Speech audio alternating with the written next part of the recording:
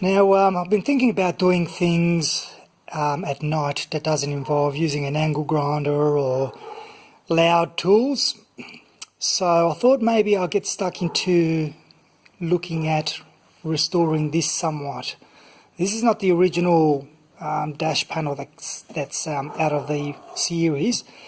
That one's still in there, but this one's unmolested. But what I want to do is pull it all apart, clean up each of the gauges. I'll have to make sure I look at how to do that. I'm going to strip the paint off that, and I'm thinking of either leaving it bare aluminium or painting it again, but I'm not sure what colour if I was going to paint it. But anyway, that's a cosmetic thing, I can deal with that later. At the back, it's like fairly original wiring, although obviously all being cut off for dismantling and so on. So I'm hoping that the wiring that I've got inside the original dash is probably good, but if not, doesn't matter. It's an opportunity to look at the rewiring anyway. So overall condition, I think it's pretty good. It's not too bad. So what I'll do is I'll start pulling all these things out. Obviously some of them are, if you can see that, there you go. That's just clipped in, just like that.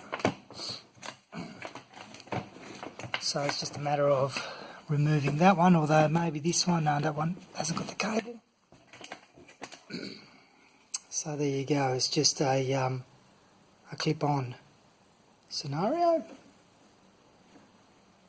Got a couple more of these, but just need to make sure that I position them in the correct place when it comes to reassembling. Before I pull everything apart, what I'm going to do is, where I can, is test each unit, because I don't know about you, but electricals is like black magic. It's even though it's only 12 volt, I'm not the best at this, and the last thing I need to do is be chasing a fault that's not actually a fault, but a broken component. So for example, if I just position that there, and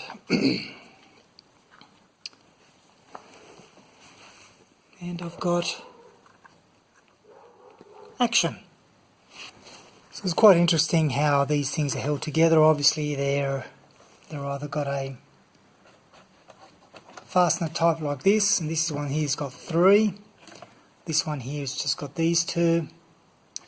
This one here has got that little clip, which is, I don't know if that's screwed in or what. Just having a look underneath here, looks like it is screwed in underneath there. Okay, so that's screwed in, but these ones are all like that.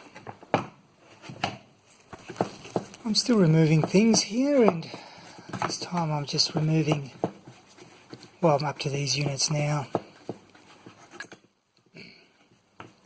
So what I try to do is try to put things back where I can. I see. So that joined to there. So it runs across, joins to there, but also supplies the negative to that. A little bit of what looks like to be, I don't know, cardboard or something as an insulation.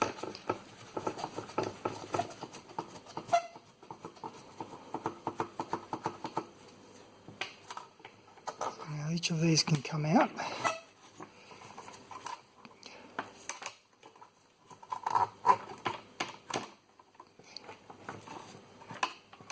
With that goes with that.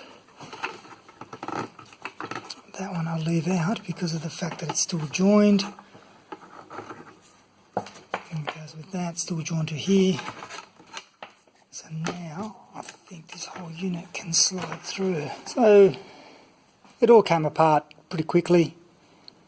I was just taking my time, taking photos as I was going along to make sure that I got the correct wiring and so on.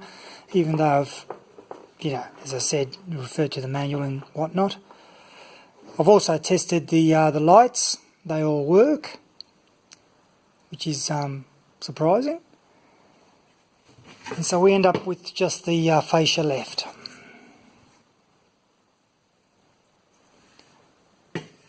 And I'll, as I said, I'm going to strip that back. And then what I'll do is for each of these I'll go in and start cleaning them up. Like you can see, for example, in here, it's just chockers full of, I don't know, it's almost like it's been blocked in there. So pull these apart, clean them up. These two units here are going to be tricky, simply because I think, obviously the gauge information in there, the fascia in there with the numbers and so on, I'm going to have to be careful how I clean that. Obviously can't use things that are petroleum based like petrol or diesel, because that'll just wash that away, so it'll have to be all done with great care. You can see this one here, the glass has actually been painted or something by the look of it, and it's alright because the other one, the one that's currently in the Rover is exactly like this one, so it's a stocker, but the speedometer in the Rover isn't, and this one is. But the glasses are interchangeable and so on, so at least I've got parts. This I'll pull apart as well and clean on the inside. However, having said that, the one in the Rover, when you flick this switch over for operating the lights, there's no clicking, it just goes from one to the other, so either inside it's dirty or completely worn, but as I said, I've got the other barrel which works quite nicely. So it's great having bits and pieces where you can choose the best from the bunch. So I think what I'll do is I'll start tackling this now. I think I've got some leftover paint stripper, and I'll then get to doing the other. So this is going to be like pretty much a part-time nightly task. So it's probably going to take me a couple of weeks here and there, doing a bit here and there, and at least that's one job done.